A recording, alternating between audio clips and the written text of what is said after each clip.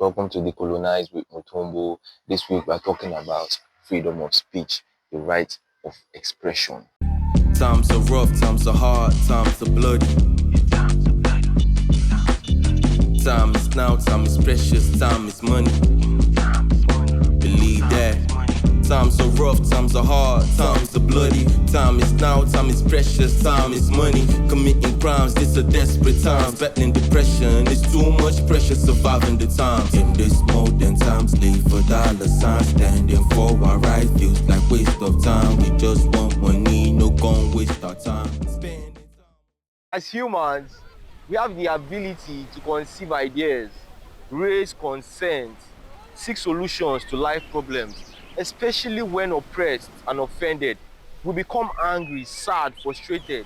We have the ability to transmute these feelings, to translate these emotions into power through a voice that is recognized by international bodies, by humanity, in your freedom of speech, in your right of expression, a fundamental human right, instrumental to life, that enables every human being to share your ideas, your concerns, your criticisms, your plea, your disapproval through arts, music, writings, paintings, demonstration, without the fear, peaceful demonstrations, mind you, without the fear of being imprisoned, isolated, censored, and killed.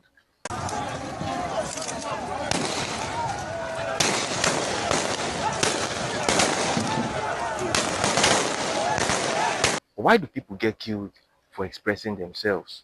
It's because injustice, crime, and oppression needs a reasonable amount of silence to be successful.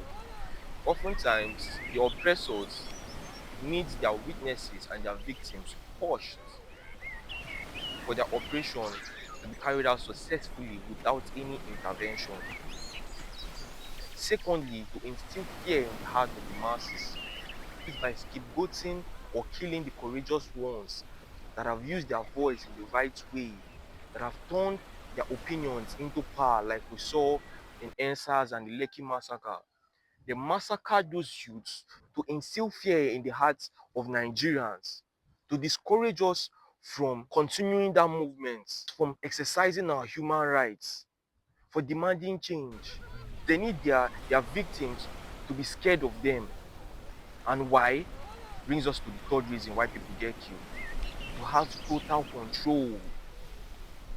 You see, when you've internalized that fear, when you've lived with that fear, you cannot exercise your rights. When you've internalized that fear, when you've encouraged and stayed silent in the face of injustice, you are easily controlled, you are easily manipulated, and oftentimes maltreated because you cannot defend your dignity as a human being. It's very important we do not let this fear override our conscience, override our power as a people, override our reasoning. Hushing your conscience does nothing but corrupt the community. You're opening the door to more crimes. You are letting the politicians know that the hardship is not enough. You are encouraging the embezzlement of funds by remaining silent. You are reducing the quality of life with your silence. Silence emboldens the oppressor, betrays the oppressed, and encourages injustice. So how do a people find a voice? First, non-conformity.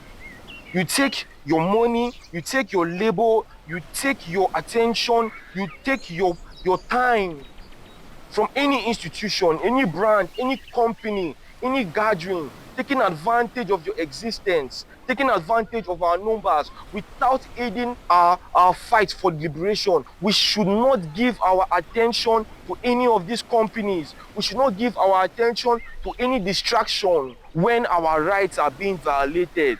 Your right is your first gift as a human. Your right is something you cannot do without as a human being. Anybody without his or her fundamental human rights is prone to slavery. So when you see injustice, when you see oppression, you withdraw your attention from anything that is not leading to your liberation. You forget your class, you forget your dreams, you forget every other thing. They are secondary to your fundamental human rights. By doing so, you're making a statement to these companies, you're making a statement to the people taking advantage of our numbers that you are no longer participating in whatever activity that they are benefiting from until so thing is done. Second way you can find your voice, which is identifying in your struggle. We all have the same problems. Whether you're a Muslim or you're a Christian, you're still going to buy fuel for 900 naira per liter. Your religion does not matter in the cost of living. Oh. Your class, your swag will not improve the ailing health sector in Nigeria. Even the rich have to overpay for basic medical attention. How bad does it have to be before we start realizing that we are all in this bullshit together? The Igbo man, the Yoruba man, the Hausa man, the Kalabari man, the Ahoda man. We are all victims of these bad governments. A decolonized people would find the need to come together in that struggle. But Nigerians, what do? Because we have allowed oppression, we have welcomed injustice with our silence, we start to maltreat our fellow Nigerians. We start to overlook the plea of our fellow Nigerians. It is colonial mentality. It is colonial mentality. Unlearn those colonial systems, unlearn those colonial values, unlearn those colonial unlearn it. Organize, unite. In unity we have power. In unity our differences are non-existent. Another way we can find our voice as a people is by speaking up more, being more about your struggle, connecting to your land, connecting to your community. We are too disconnected in Nigeria. We need to find a connection to our land. And how do we do that? By decolonizing.